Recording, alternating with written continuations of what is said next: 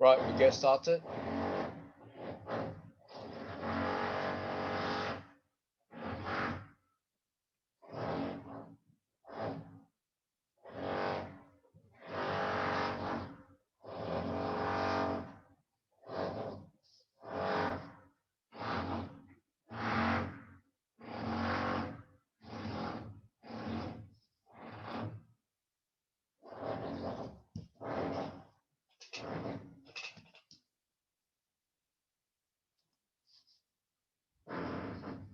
Right, so basically, these are the violations, right? Omits, right? So this omission has led to an inflated performance figure, right? And commissioner is instructed to use this promotional material that includes this erroneous performance figure. Okay. Now this is some misrepresentation, right? Okay. So she knew, right? Knowledge, right? She knew that the performance, the firm has been misrepresented, right? This is the first point. Yeah, even though she did not calculate the figures, right? So she must not be silent. Okay. So if she's asked to use it, and if she use it, right, she will be deemed to be assisting in violating these standards if she used the inflated performance figure when sourcing a client. So even though the figures were not computed by her. All right, this point. So to dissociate, right, she must highlight this issue to the person responsible, right? So this is also some sort of confrontation. Okay. To the person responsible, to the supervisor, or to the compliance department of the firm, right? Highlight this issue to these three parties. Now, so if something is done about it, right? If the firm is willing to rectify the issue, then it's okay. But if the firm is not willing to rectify the issue, right? She must refrain from using this misleading promotional material, right? And should notify the firm of her reasons. Okay. Now, so if the firm insists that she used the material, then she's in a dilemma, right? Okay. So basically, she must dissociate herself from this issue. So that means she may have to look for other jobs. Okay.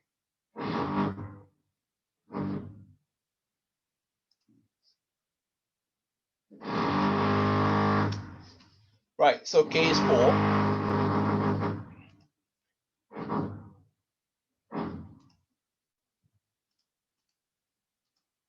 Right. So case 4, right, is about following the highest requirement, right?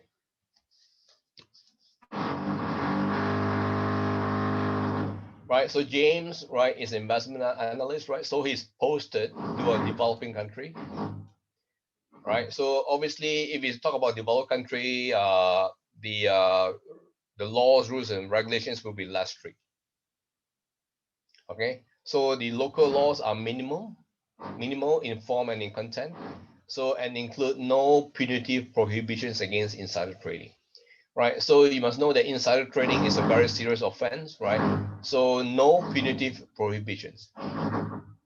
So how this point here, how should James conduct himself pursuant to standard 1A? Right. Standard 1A requires you to follow the highest requirements, right?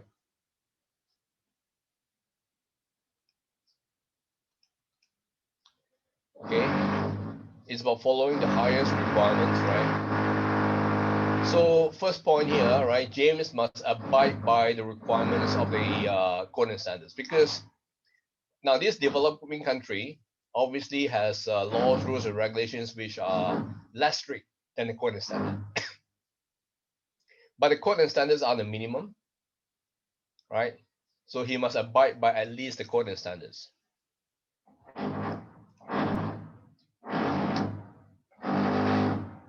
Right? Now this is for investor protection, right? Now he should be aware that a small, relatively undeveloped market. Less strict, right? Okay. Small, relatively undeveloped. Now, because it is small and relatively undeveloped, right? So the information flow is quite limited. So this would affect his ability to make timely, informed judgments. All right. So he should at least follow the code and standards. Okay.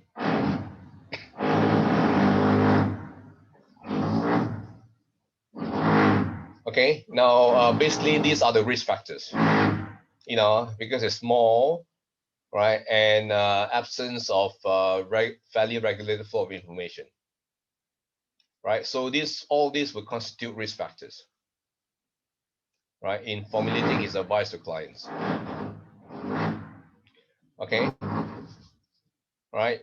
So on this basis, he should at least follow the code and standards.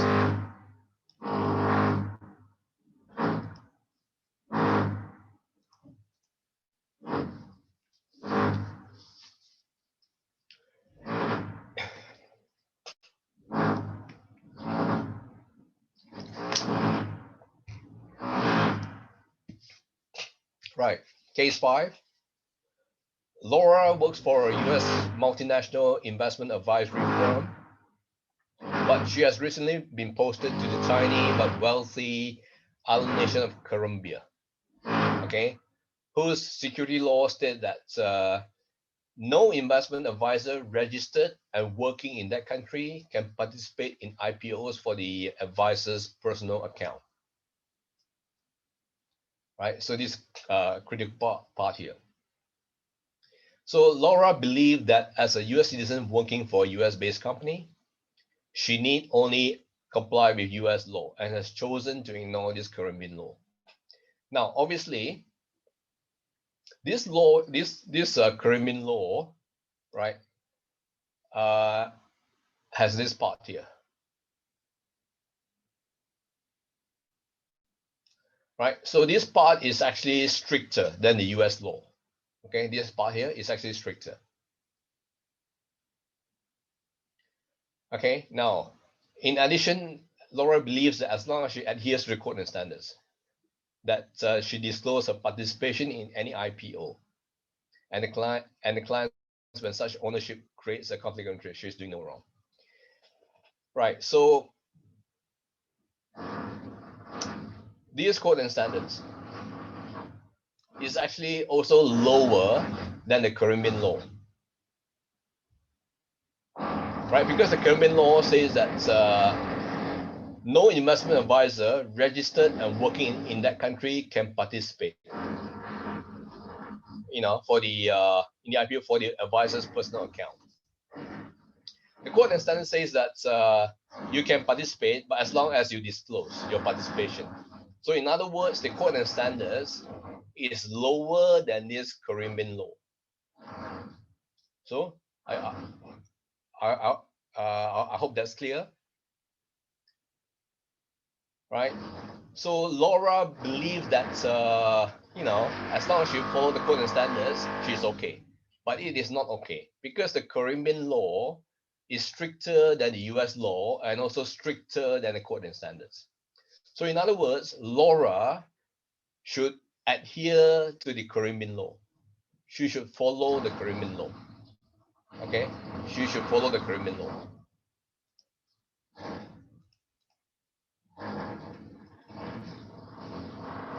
Right.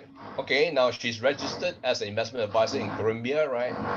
So the Colombian law has basically stated all this, right? She's prevented by the law from participating in IPO, regardless of the law of her home country, right? So basically, because Laura, believes otherwise, right? She believed that as long as she follow the code and standards, right, she's okay.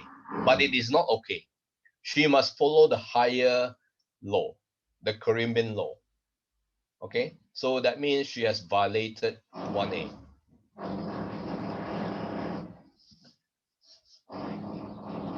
Right? In addition, because the law of the country where she is currently working is stricter. Right? Okay, Caribbean law is stricter than code and standards, right? So that she must follow the stricter requirements of the local law rather than the requirements of the code and standards. Right? So this is the explanation. Is that clear? Any question?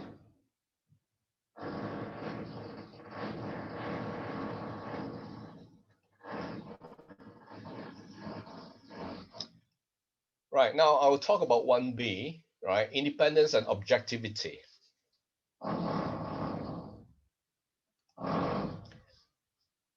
Right, so basically, you must use reasonable care and judgment to achieve these 2 points. Reasonable care and judgment, right? To achieve independence and objectivity, right? In your professional activities. So to be independent and objective, right? You must not offer, solicit, or accept any gift, benefit, compensation, or consideration, right? That reasonably could be expected to compromise your own or another's independence and objectivity, right? So all these things, could compromise your independence and objectivity, right? So you must not do all this. You must not, right? Okay.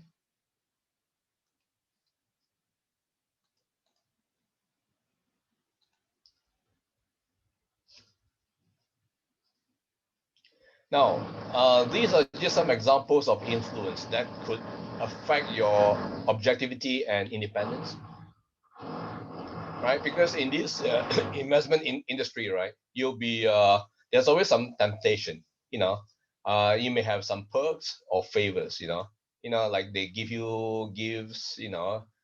Additional compensation, bonuses, or tickets. Or luxury hotel accommodation or whatever, right? All these things. Okay, this could influence your objectivity and independence.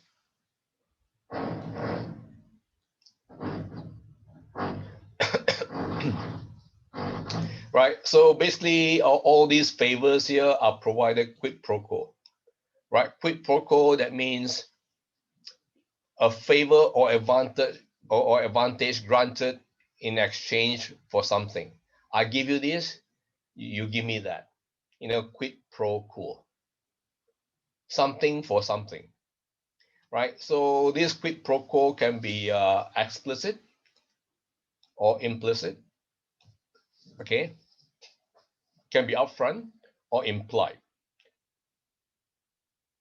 right? So in other words, this is some kind of silent pressure, subtle silent pressure, to do something,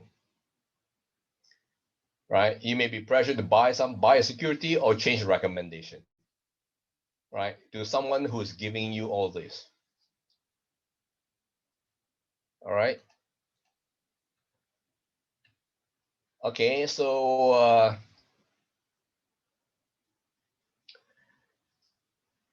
now all these influence, this first two here could be inside the firm or outside the firm. Somebody from outside the firm giving you the money or inside the firm, right? Okay, and sometimes, these examples of influence, right? You could have, say, intra-company pressures within the company. It is non-monetary. Sometimes, like for instance, right, to help the company's cause, due to a sense of duty to employer, this sort of thing. Be loyal to your employer. But sometimes this is you're violating the law. Okay, peer pressure, for instance, right? Because and such a situation like this can be stressful and uncomfortable. And everybody inside the firm, feels a sense of duty to the employer. You know, I mean, this sort of notion of like brothers and sisters in arms. You know, do something to help the company, something like that. And they're usually non-monetary, peer pressure. Okay.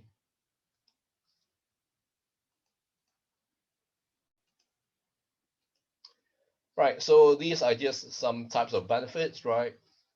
You may have gifts, invitations to lavish functions, all these, right? Okay, now all these types of benefits basically, especially if they're quite substantial, right, they are prohibited under standard 1B.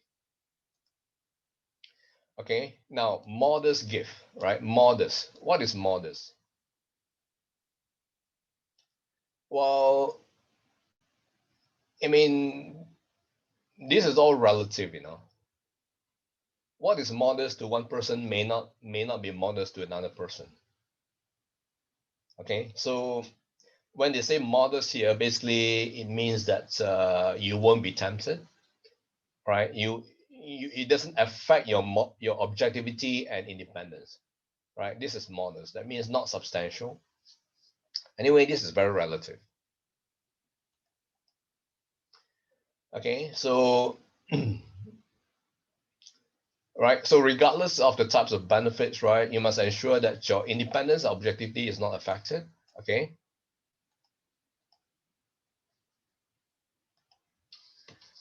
Right. So now we talk about gift from client with compensation arrangement. Right. So if your client is already paying you something, right, there's already some compensation arrangements. Your client's paying you, and sometimes your client could give you some supplementary compensation. Something additional without any undue influence. Maybe this is okay.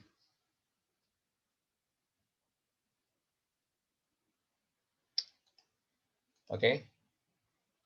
Right. So if you have this supplementary compensation, you must disclose, right, to allow your employer to determine if the gift may affect your independence and objectivity, right? So disclosure is important.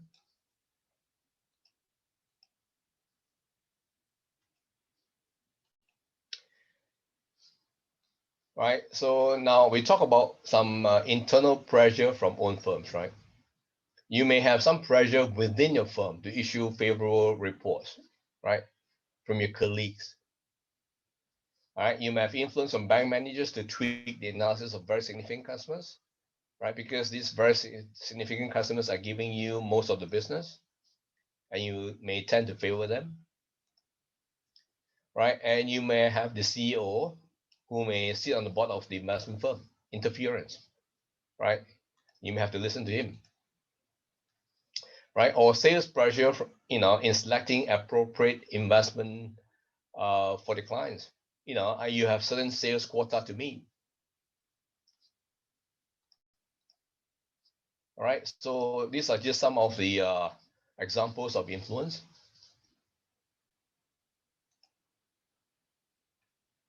Right. So as an investment analyst, right, you have a personal responsibility for maintaining independence and objectivity.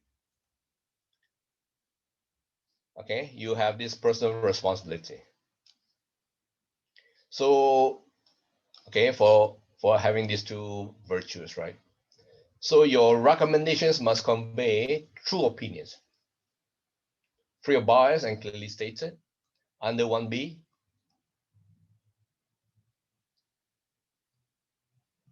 Right? And the past few slides, right, I'll talk about the examples of influence, right? And so you should be aware of the threat of professional or social activities on independence and objectivity, right? Because you tend to meet people, your peers or other people, and they will try to curry favors from you.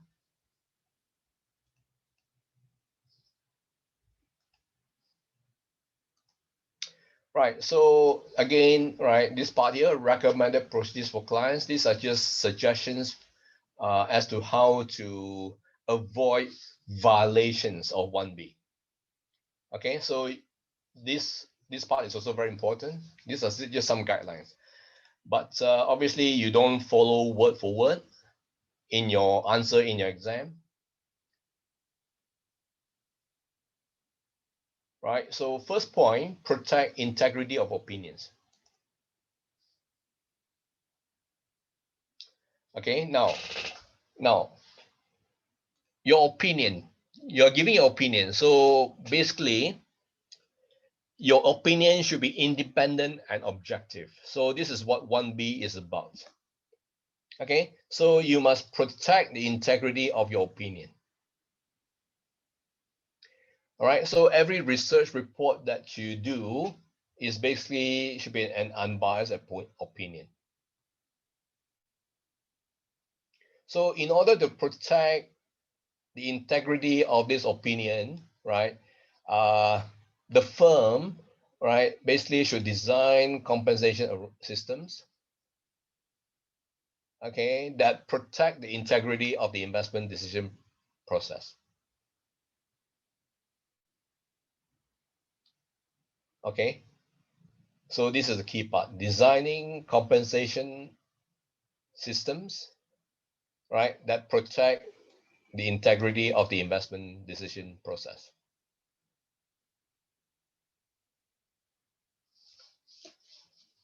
All right. Second point is you create a restricted list. Well, this is to help maintain objectivity and independence.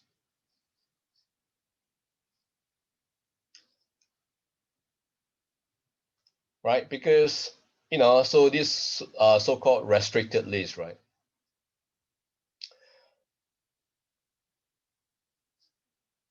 I mean, sometimes it is very difficult, to provide adverse opinions about a corporate client, right? Because your client wants you to obviously provide a favorable report, a favorable opinion. So if you're unwilling to permit dissemination of adverse opinion about a corporate client, right? So you as a CFA, right, should encourage the firm to remove this controversial company. Okay, this firm doesn't like you to provide an adverse opinion.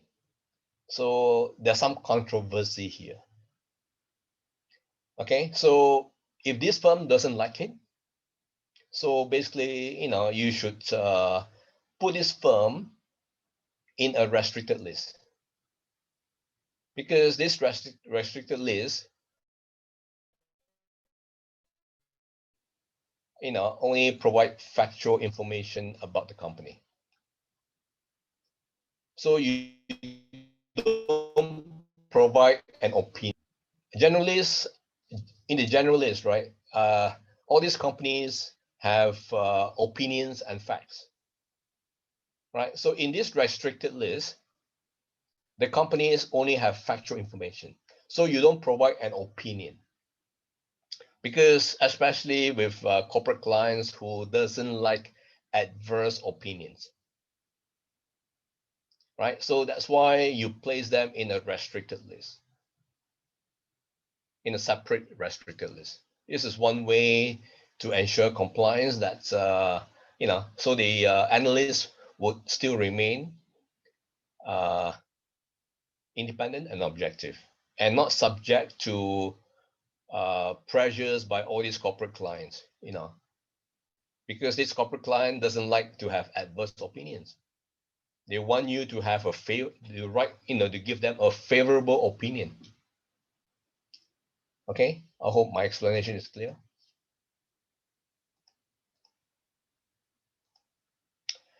Right, and restrict special cost arrangements.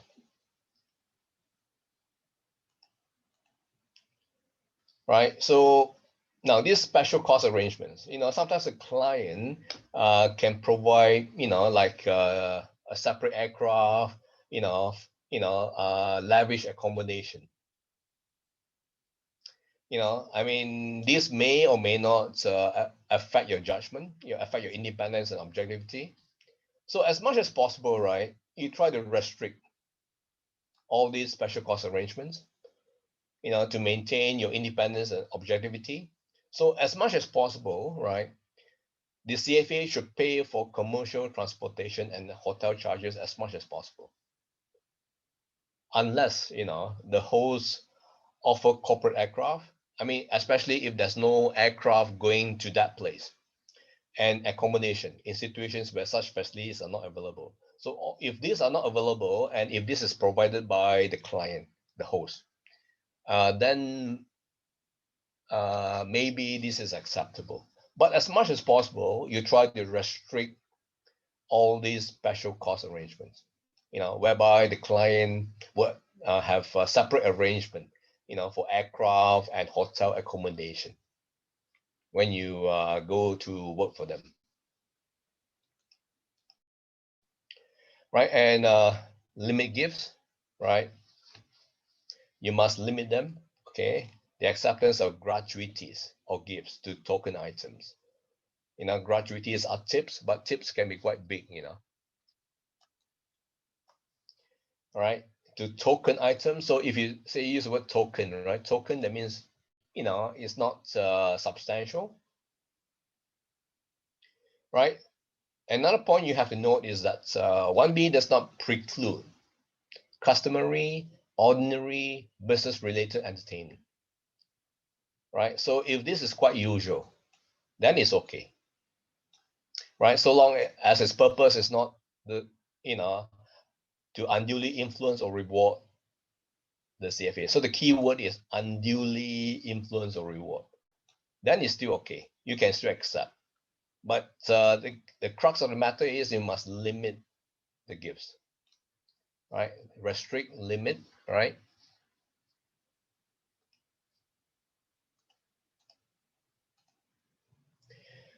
Right, and restrict investments, right? So that means on the advisor's personal account, right? You must restrict the investments. You should restrict employee purchase, especially if you're the boss, right? I mean, this employee, that means the investment advisor purchasing the equity or equity related IPOs.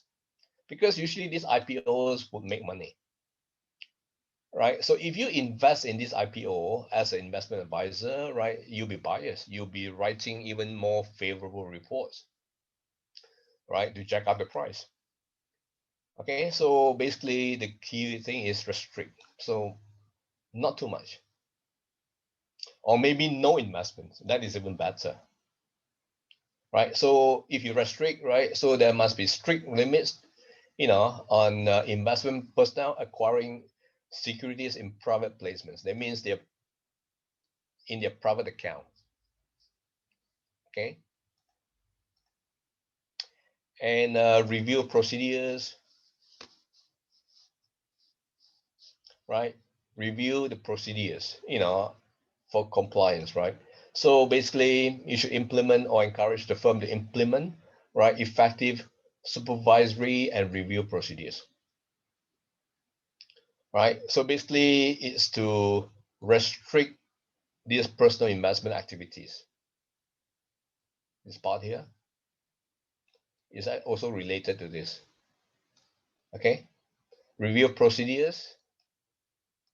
Okay, to restrict the investments. Okay, so as to maintain objectivity and independence.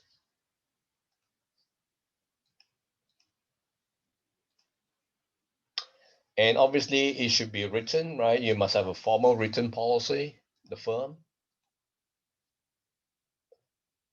right?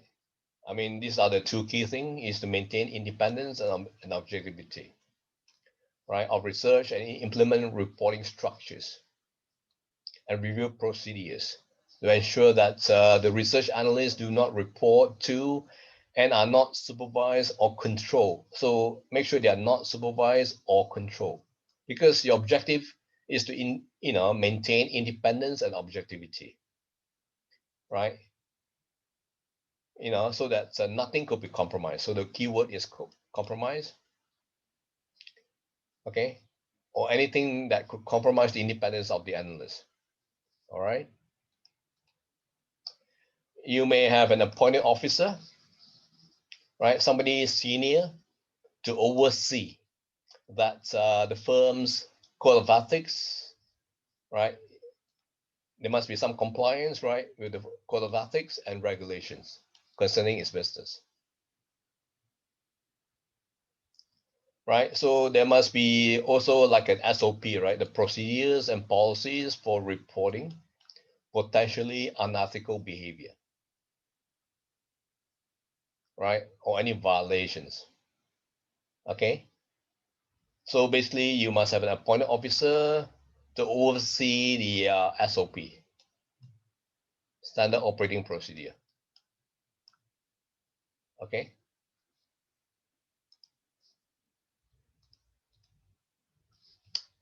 Right. So now I've talked about 1B, right? So standard 4,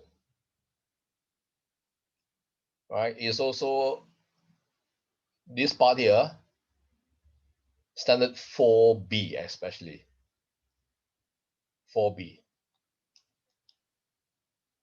is about additional compensation arrangements.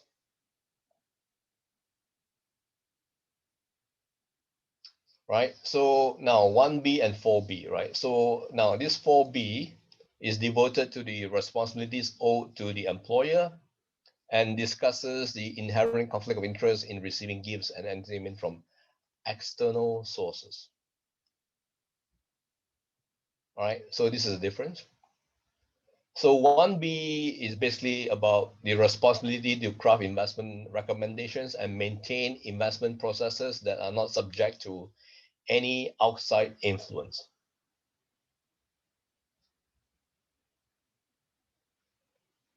Right? So this is the difference between the two. Right? So basically there's some conflict, right? Right? So if there's some conflict, what is the guiding light? What's the guidance here? Basically, there must be an appropriate balance between the two. Okay. So in other words, right, there's no such thing as not accepting anything. You can accept something, right? At this point here, a total and complete ban on accepting anything from anyone seems excessively cautious, right? You cannot have a total ban, right? So now, so the keyword is modest gifts. By the word modest, it means that it shouldn't affect your independence and objectivity. Then it's okay. So you still can accept gifts, but not too lavish gifts. All right. So that is the guiding principle here.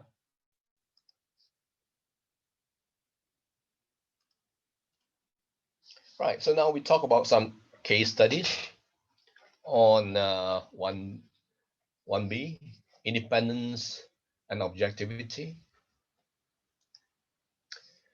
Right. So now you have this guy, Stephen, an analyst specializing in the mining industry with Bronson Brokers, was invited by Precision Metals to form a group of his peers on a tour of mining facilities in a western US state. Precision Metals arranged for a charter group flight from site to site and for accommodation in a modest hotel, right? So it's a modest hotel, right? So, in a western state, right? And then from site to site.